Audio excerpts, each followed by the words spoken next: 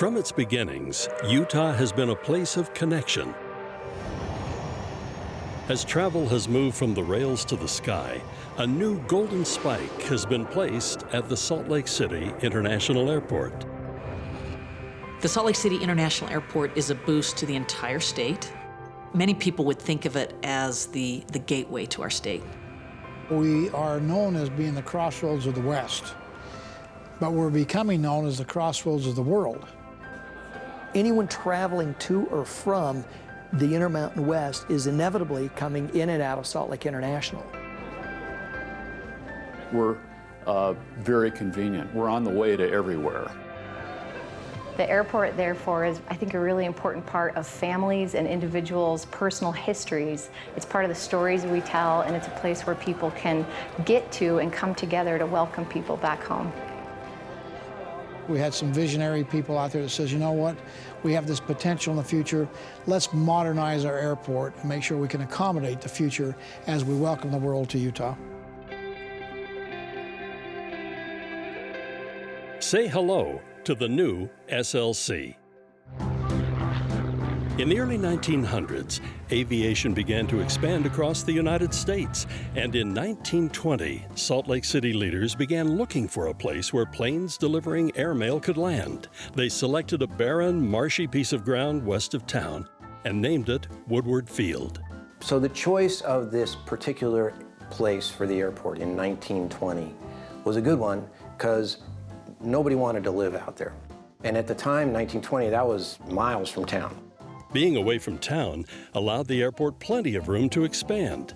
By the 1930s, there were thousands of passengers flying in and out of Salt Lake City each year. In 1933, the city built an administration building for the airport, and it was used as the first terminal. In the late 50s and early 60s, the airport was enlarged, runways were improved, and a new terminal was constructed, what we know today as Terminal 1. And that was really kind of the essential configuration of the airport up until the current day.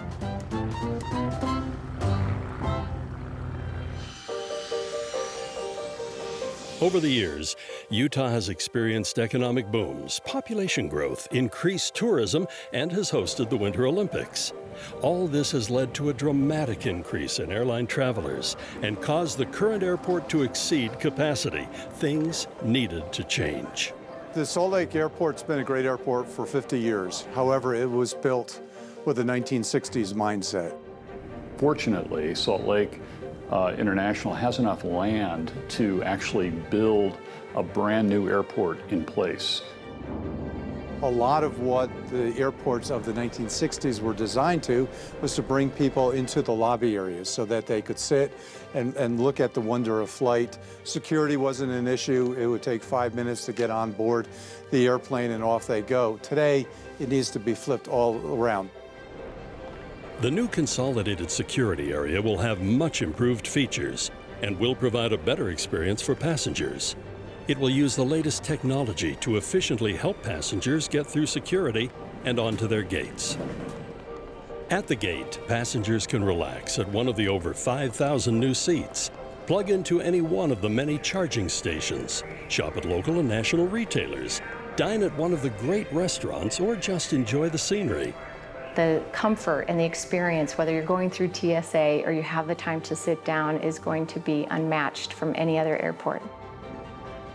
Getting from the plane to the gate, to your luggage, to your car and on your way, and then that process working in reverse, they'll just be greatly enhanced with this, the new airport and the new design.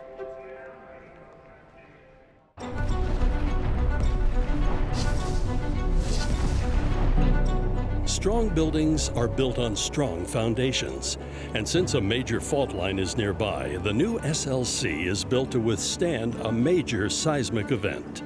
One feature of the new facility is that it's built to very, very high standards. And so we did have an earthquake. At 7:09 this morning, a 5.7 earthquake hit. To experience a 5.7 earthquake as we did on March 18th of 2020 underscored the need for a seismically safe building for all of the people coming through this international airport. A major seismic event and the current airport would not be usable at all. We had a fairly substantial water line break in Concourse D, and that is in the process of being repaired. We were closed for about 6 hours or so, but then up and running again. Here, there was no damage. After the foundations were poured, next came the task of building the new airport while the old airport remained open. We decided that we would build our new airport on top of our existing airport, kind of like building a house on top of your house while you're living in it. Construction crews decided to build the South Concourse, Concourse A, one half at a time, building the first half on the west side, tear down the existing structures, then build the second half on the east side. There'll be concourses that are south with an east and west wing, and then also a north concourse, new roadway systems, as well as a new central utility plant.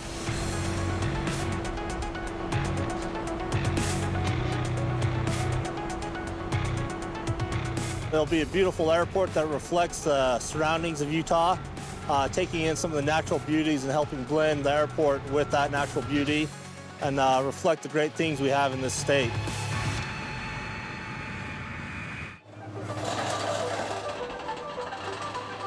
With the foundations laid and the groundwork complete, structures began to rise. Designers wanted these terminals to leave an impression on travelers, so they incorporated colors and features to highlight the natural beauty of Utah. They'll come in through this venue that has a sense of place. Lots of local art, lots of amazing features and the architecture of the airport that enhances that sense of place. We're building temples to transportation. This is the new Notre Dame's. That's what we're doing here. So we have this major thoroughfare called the Canyon with this canyon art installation. There's another feature called the Falls. It's diachronic glass, and so the sun will refract off of it. It's a beautiful 80-foot long piece. We want this to reflect kind of the landscape and the beauty of Utah. So even where you maybe don't go outside the airport, maybe we're just a stop, you can kind of get a sense for this beautiful state here nestled at the foot of the Rocky Mountains we call Utah. When you walk off the jetway and you come into that main arrival hall and you see those huge windows and our massive, incredible mountains as they spread out to the north, that's going to tell people, hey, you're here to ski. One of the things we're going to do with the new Sky Club is we're going to have an outdoor covered space so customers can go outside and take in the views of the mountains. The colors and the textures and the light and the views are going to be absolutely extraordinary, really stunning. The whole idea is to be an experience like you've never ever had in an airport. You know you're in Salt Lake City when you land in this airport. The art and design of the new SLC is not just to be enjoyed by travelers, but also by local residents who come to the airport for reunions and farewells. As we see welcome home parties in the Salt Lake International Airport like you'll never see anywhere else. And the notion and thought that it's going to be a warm, comfortable, celebratory setting for those reunions just warms my heart.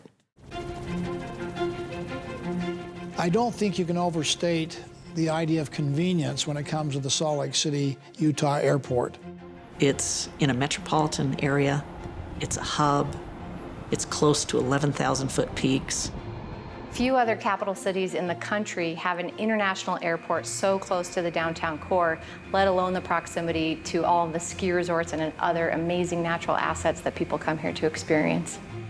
It's just the perfect location for an airport of its caliber. We have become famous for our Red Rock country, the Mighty Five National Parks. If you're a skier, you know you've got to experience Utah. We have 11 resorts within an hour of the airport, 500 inches annually of the lightest, driest, best snow in the world. So these folks that are visiting are essentially helping fund our restaurants, our attractions, our roads, our health care. So it's a wonderful setup. The more that you can do to accommodate the traveling public and make it convenient, the more tourism there's going to be and the better it's going to be for the state and all the businesses here. I think we are on the cusp of some significant opportunities that Utah never dreamed about in the past, but which are going to be part of our reality in the future.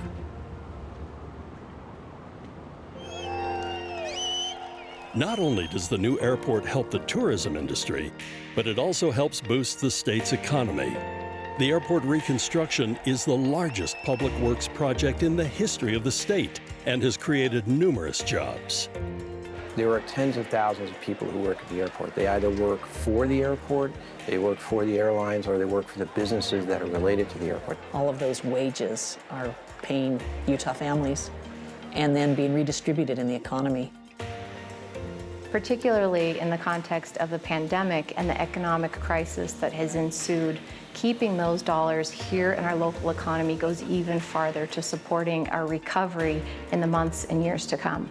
The folks that are doing this work are incredible professionals, all the way from the engineers to the guys laying out the cement. It has just been a remarkable progress. The entire team working on this project is best in class. The numbers I've looked at would suggest that at times there's 1,700 workers there on site, building this incredible asset for our state. To be able to bring a project like this in on time and on budget is really a testament to the people who've been on the ground doing this work the whole time. They're very proud of what they're building, and we try and remind them of that every day, that they're building something that their children and grandchildren and everybody are going to be enamored with. It's a satisfying event to be able to see all those different pieces coming together that we've been planning over the last 4 years. You look at the whole project in every aspect, the exteriors, the interiors, the size of the structure, the building, the roadways, everything about this is just cool. I'm looking forward to being able to walk away from this thing years from now, and a testament to all the hard work and dedication of all the employees on site. If you run a safe, clean job, you got great flow and efficiency, and then you have great quality. You got to take pride in what you do, right? It's an exciting place to be right now, and very thrilled to be part of the crew. We have 4,500 employees here in Salt Lake and the surrounding area that call this home. I think there's a lot of thank yous to give out to many people. First and foremost comes to mind Delta. We love being Salt Lake City's hometown airline. It really launched Delta into the western half of this country. Delta brings people to us from all over the world. It really is the heart of what makes us an international place. We want to be seen as not just a great airline, we want to be seen as a great member of the local community. It's been a lot of years in the making. That's right, yes.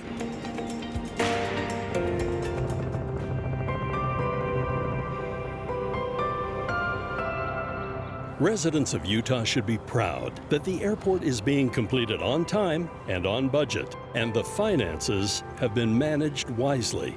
And amazingly, none of the local citizens are footing that bill. It'll be done through user fees and revenue bonds and other mechanisms, and that speaks to the fiscal prudent nature of our community and our state. So thank you, one and all, who've made this a possibility, taking it from the dream stage to the reality stage. This is a once-in-a-generation project, and it's something I hope we can all be proud of for generations to come. It's going to be famous from the day it opens. Every time I'm out at the airport and I've seen that thing being built, I just get so excited at this kind of new beginning and new chapter for Salt Lake City and for the state of Utah. We are growing and thriving and investing in the future. And I think that's such a positive message for Salt Lake City to share with the world. And now this is a new milestone, a milestone that we will look back upon in our future and think this was another great leap forward for the state of Utah to be a crossroads of the world. It's only the beginning. Say hello to the new SLC.